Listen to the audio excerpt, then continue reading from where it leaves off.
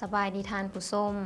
ยินดีต้อนรับทุกท่านเข้าสู่การรายงานพยากรณ์อากาศที่ของข่าวกรมอุตุนิยมและอุทกศาสตร์สำหรับสภาพอากาศอยู่ในมื้อนี้มันจะมีฝนตกในระดับคอยหาปานกลางพร้อมจะมีฟ้าห้องฟ้าเหลืองฟ้าผ่ามาเห็บตกและมีลมพัดแห้งอยู่บางท้องถิ่นต่อไปให้มาติดตามเบิ่งแผนที่อากาศและรูปภาพดาวเทียมนำกันเลยความกดดันอากาศสูงของอากาศเย็นยังปกคลุมอยู่ทั่วทุกภาคของประเทศลาวโดยกำลังอ่อนหาปานกลางสมทบกับกระแสลมตะวันออกเฉียงเหนือพัดปกคลุมซึ่งเจในอากาศมันยังจะสืบต่อเย็นอยู่ทั่วไปอยู่ในตอนกลางคืนหาตอนเช้าอยู่ในแต่ละภาคและจะมีฝนตกในระดับคอยหาปานกลางพร้อมจะมีฟ้าห้องฟ้าเหลืองฟ้าผ่ามาเห็บตกและมีลมพัดแห้งอยู่บางท้องถิ่นต่อไปให้มาติดตามเบิ่งสภาพอากาศอยู่ในแต่ละภาคนำกันเลยภาคเหนือด้านตะวันออกอากาศเย็นหาหนาวเย็นในตอนกลางคืนหาตอนเช้าและจะมีฝนตกฟ้าห้องฟ้าเหลืองในระดับคอยและมีลมพัดแห้งอยู่บางท้องถิ่นเนื้อที่การปกคลุมของฝนเท่ากับ20ส่วนหอยของภาคอุณหภูมิอยู่ในระหว่าง10 33 องศาภาคเหนือด้านตะวันตกอากาศเย็นในตอนกลางคืนหาตอนเช้าส่วนอยู่ในตอนบ่ายอากาศร้อนหาร้อนเอาและจะมีฝนตกในระดับคอยพร้อมจะมีฟ้าห้องฟ้าเหลืองในระดับคอยหาปานกลางและมีลมพัดแห้งอยู่บางท้องถิ่นเนื้อที่การปกคลุมของฝนเท่ากับ25ส่วนหอยของภาคอุณหภูมิอยู่ในระหว่าง16 37 องศาที่นครหลวงเวียงจันทร์อากาศร้อนและจะมีฝนตกฟ้าห้องในระดับคอยอยู่บางบริเวณและมีลมพัดแห้งอยู่เกือบทั่วไปเนื้อที่การปกคลุมของฝนเท่ากับ10ส่วนหอยอุณหภูมิอยู่ในระหว่าง22 32 องศาภาคกลางอากาศเย็นในตอนเช้าและจะมีฝนตกฟ้าห้องฟ้าเหลืองในระดับคอยอยู่บางท้องถิ่นและมีลมพัดแห้งอยู่เกือบทั่วไปเนื้อที่การปกคลุมของฝนเท่ากับ15ส่วนหอยของภาคอุณหภูมิอยู่ในระหว่าง19 33 องศา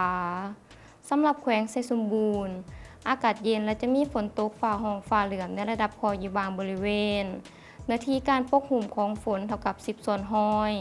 อุณหภูมิอยู่ในระหว่าง15 29 องศาภาคใต้อากาศร้อนหาร้อนเอาและจะมีฝนตกฟ้าห้องฟ้าเหลืองในระดับคอยอยู่บางท้องถิ่นพร้อมมีลมพัดแห้งอยู่เกือบทั่วไปเนื้อที่การปกคลุมของฝนเท่ากับ15ส่วนหอยของภาค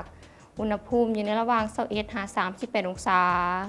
สำหรับเขตภูเพียงบริเวณอากาศเย็นพร้อมจะมีฝนตกฟ้าห้องฟ้าเหลืองในระดับคอยหาปานกลางอยู่บางบริเวณ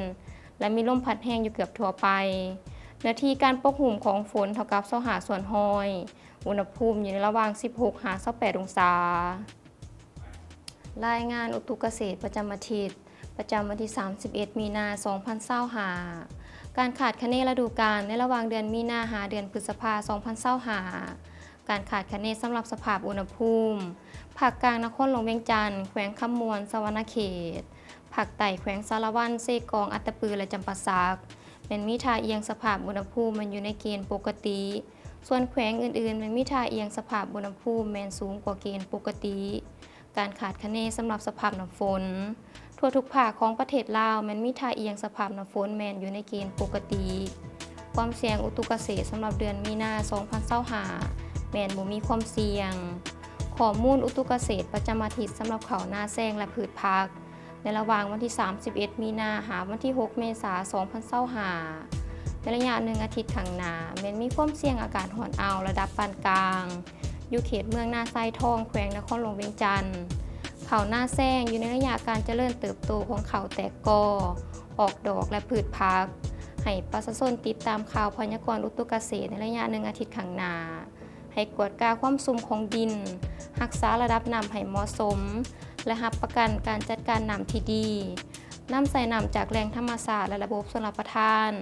ให้น้ำใส่สมุนไพรยาปราบศัตรูพืชยาฆ่าเชื้อราผสมกันน้ำใส่ฝุ่นเพื่อความแข็งแรงของเขาและพืชผักให้น้ำใส่มาตรการที่เหมาะสมสำหรับพยาธิใบจุดสีน้ำตาลที่มีความเสี่ยงสูงพยาธิเพียจักจั่นสีน้ำตาลที่มีความเสี่ยงปานกลาง